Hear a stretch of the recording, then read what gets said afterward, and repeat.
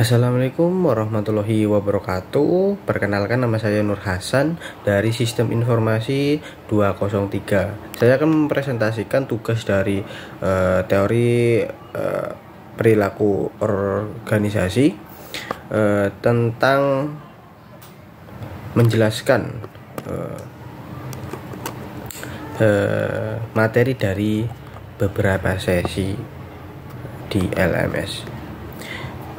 Kemudian untuk saya akan menjelaskan pada sesi 3 yang berjudul perilaku individu dan nilai-nilai kepribadian.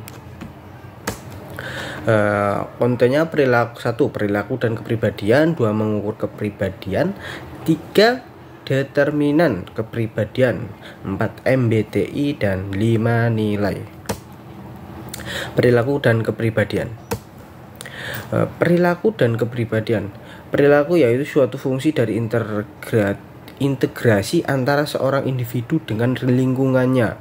Apabila individu maupun organisasi dengan karakternya masing-masing terintegrasi, maka akan menimbulkan perilaku individu dalam organisasi. Selanjutnya, untuk kepribadian, perilaku yang ditampilkan individu sebagai reaksi atas individu itu sendiri dan interaksinya dengan orang lain.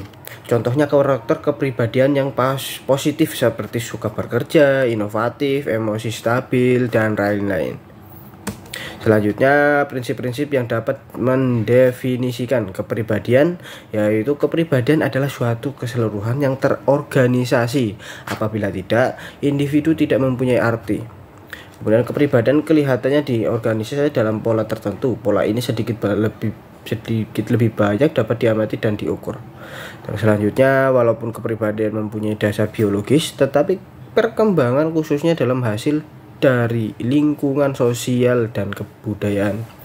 Selanjutnya, kepribadian mempunyai berbagai segi yang dangkal seperti sikap untuk menjadi pemimpin tim dan inti yang lebih dalam seperti sentimen mengenai wewenang atau estetika kerja.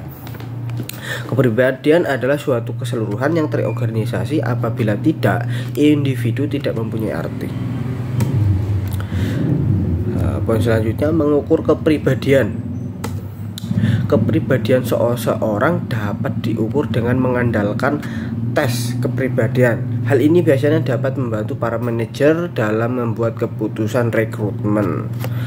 Salah satunya itu MBTI, The Meyer Brain Type Indicator, logika aritmatika, Big Five Stacks, Predictive Index, Behavioral Assessment, Kaiser Temperament Sorter, terus tes Warteg, tes kemampuan verbal, Kraepelin atau Pauli Test, Army Alpha Intelligence Test, dan lain-lain. Tadi itu adalah salah satu dari sekian metode yang digunakan dalam proses rekrutmen. Selanjutnya, manfaat tes kepribadian bagi organisasi, yaitu membantu para manajer dalam membuat keputusan rekrutmen, membantu manajer dalam memprediksi kandidat yang bagus untuk sebuah posisi dalam perusahaan. Selanjutnya, manajer dapat memahami warna tim yang dikelolanya. Selanjutnya, poinnya itu adalah determinan kepribadian. Faktor pembentuk kepribadian, faktor herediter, warisan atau turunan dari orang tuanya, baik fisik maupun psikis, yang diwariskan melalui gen. Contohnya, pewaris psikis terlahir dari orang tua yang suka menolong, maka anaknya besar kemungkinan juga dapat menolong, begitupun juga kecerdasannya. Faktor pembentuk kepribadian lain yaitu faktor lingkungan. Keluarganya merupakan faktor yang paling berpengaruh dari perkembangan kepribadian seseorang. Kemudian sekolah atau lembaga pendidikan dalam mengembangkan potensi baik moral, perilaku, spiritual, keagamaan, intelektual, kecerdasan, serta emosional, kehidupan sosial dan bermasyarakat. Kepribadian dapat diintegrasi dengan beberapa tools, namun kembali dalam lingkup organisasi tidak serta-merta digunakan sebagai label, namun sebagai batas panduan pemahaman atas karakter individu dalam organisasi. Jadi nanti bagaimana karakter peserta itu dapat dinilai pada penilaian tadi. Terus selanjutnya MBTI, the Myers-Briggs Test Indicator.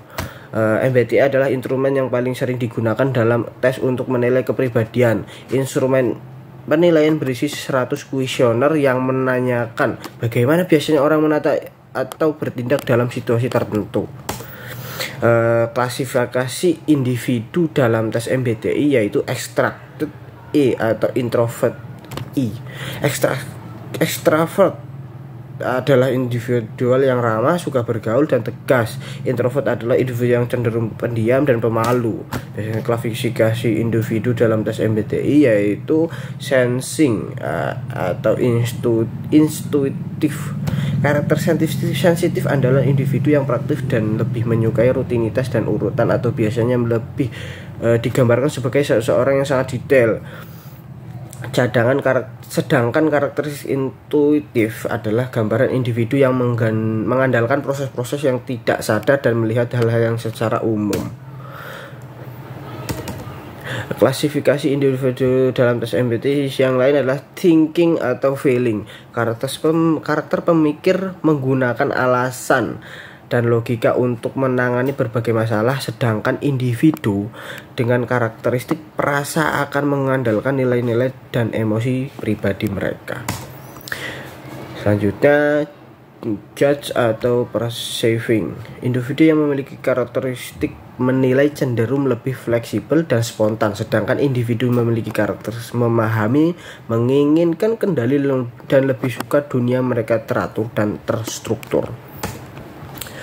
Dalam MBTI itu ada 16 personalities, value, temperament, texture, mixer, diver, editor, sosial, terus player, host, dan roller artist, practical, doer, builder, pusher, mechanist, introverter, debater, visionaries, leader, scientist, idealist, explorer, importer, advocate, dan sedangkan nilai itu nanti adalah nilai adalah dasar keyakinan yang dimiliki individu yang secara pribadi maupun sosial dapat diterima atau disukai sesuai kondisi atau situasi lingkungan yang dihadapi individu. Nilai yang ada pada seseorang adalah bagian dari kepribadiannya, merupakan keyakinan, belief yang diperoleh dari pengalaman yang bertahan selama jangka waktu yang relatif lama.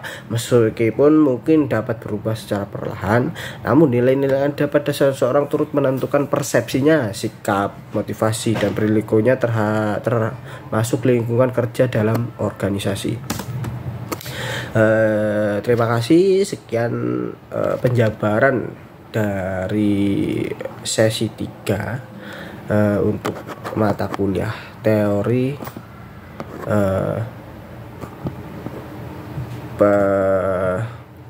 berorganisasi. Sekian dan assalamualaikum warahmatullahi wabarakatuh.